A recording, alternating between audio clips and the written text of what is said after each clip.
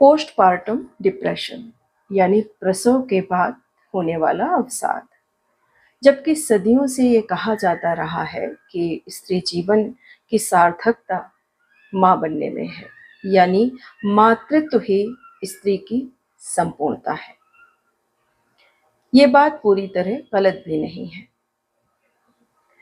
फिर समस्या कहाँ से पैदा होती है?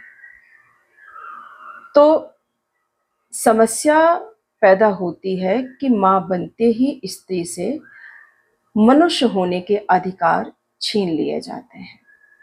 यानी माँ बनने के बाद उसे नींद नहीं लगनी चाहिए, उसे थकान नहीं होनी चाहिए, उसे अपनी इच्छाएं प्रकट नहीं करनी चाहिए, उसे शिकायत तो किसी भी प्रकार की नहीं करनी चाहिए। क्यों?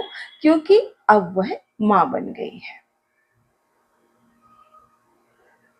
जबकि एक शिशु को जन्म देना सिर्फ बच्चे को जन्म देना भर नहीं है, उसके साथ उसके शरीर में, एक स्त्री के शरीर में कितना बदलाव आता है और उस बदलाव के कारण उसके मन पर कितना सारा प्रभाव पड़ता है, इस बात की चिंता किसे होती है?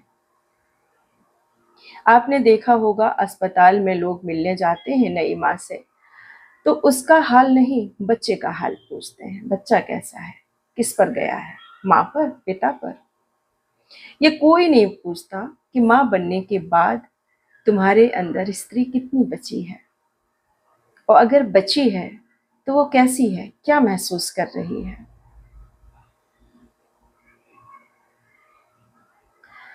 और ये जो समस्या है, ये एक के साथ नहीं, हर घर की है, हर स्त्री की है।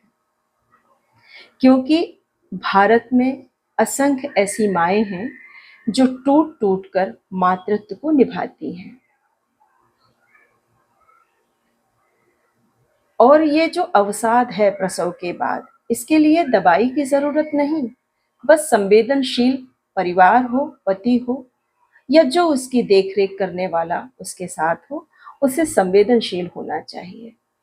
जब स्त्री थके, जब नई माँ थके, तो कोई कहे उससे कि तुम आराम कर लो, मैं तुम्हारे बच्चे को देख रही हूँ, रहा हूँ।